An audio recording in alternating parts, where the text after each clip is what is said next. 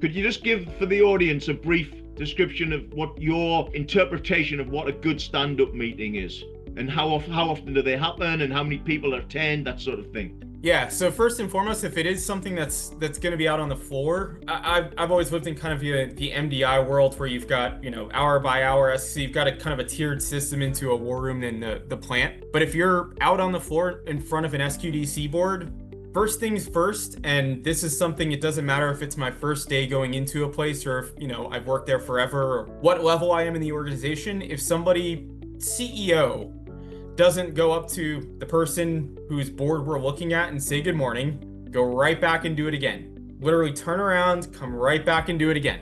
First and foremost. The introduction, you're just saying, yes, have a good introduction. Yep. Yeah. Otherwise, you're just walking up to a board. The person is standing there looking at this group of people that's walking up and pointing at things and, making decisions they can't quite hear because there's machinery running and other things going on.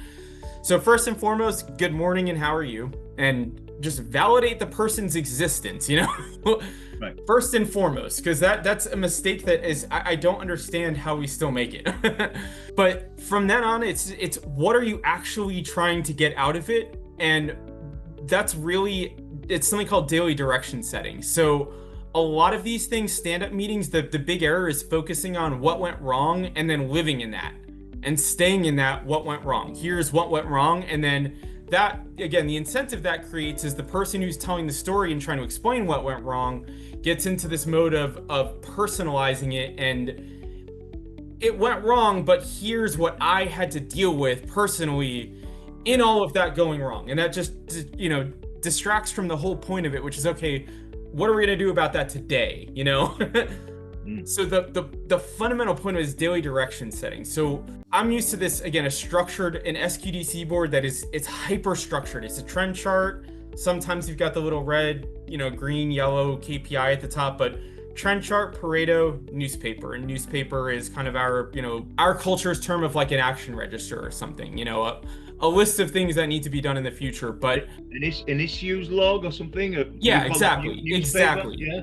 Yep. We called it a newspaper because it was, again, it communicated information. Everybody was kind of involved and could pick it up and hold it. I can just see your daily direction setting, your DDS. Yep. And your newspaper. Yep. And your dog food. Yep. But there's hyper specific roles. That newspaper is a contract, number one, and you have to think of it like that. Okay. And again, it goes back to that idea of accountability. If I'm writing my name up here and saying I'm going to do A, B, and C by such and such a date, you can set the expectation and hold me accountable to that. Right. But I'm going to set the expectation and hold you accountable to all the things that I need are going to be there. So it's not this passive, what went wrong yesterday, let's write it on the list and move on.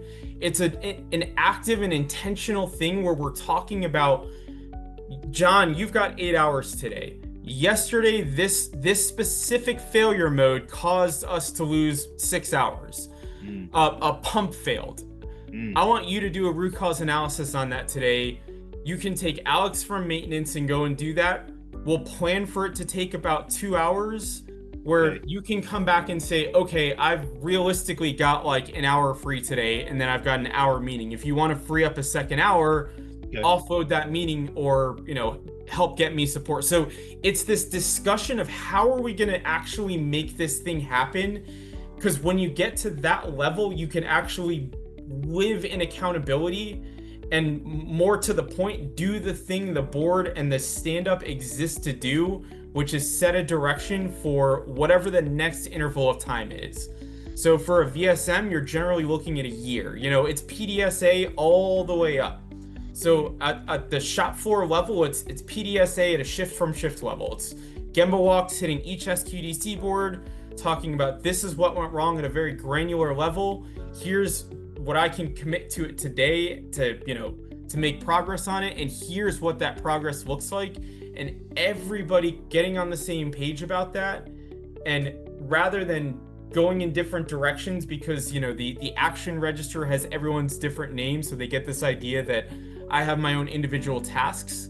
It's a team deploying on a strategy for that day. That's what makes a stand-up meeting. And they break down when they become about what went wrong yesterday, not even, again, going back to, we had 60% downtime. Great. Wonderful. Is that good? Is that bad? Like, why? And getting into the mode of, okay, what are we actually doing and what does that really look like, so that when we do come back tomorrow and have this same discussion, we can talk about, John, you weren't able to get the thing done. Great. Why? What actually happened and what went wrong? Because that thing that went wrong with you, we can fold into our process today and our direction today. That is what continuous improvement is, you know? Did you have a standard time for those each day? Did you typically meet 100%, at the same yes. time? 100%. And with did you have a limit of how long it would take, or just took as long as it took? Nope, it had a limit. And they would be shaken up sometimes so that they didn't get stale. So there was a standard, but it was a standard that I would throw a wrench into constantly. So that nobody got comfortable with it. And it was my little mode of forced failure, because again, it becomes a process unto itself, a meta process over the one that you're really trying to manage, but it becomes a process in itself that has its own kind of characteristics, and that once people get used to, they just start, zoning out of, because it's something they do every day. So the standard time it's necessary operationally.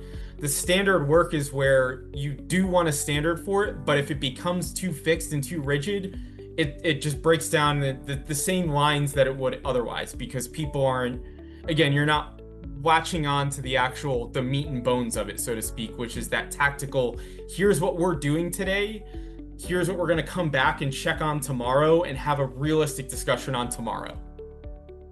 So standard times, and I would actually go as far as, you remember the Taiichi Ohno stand in a circle?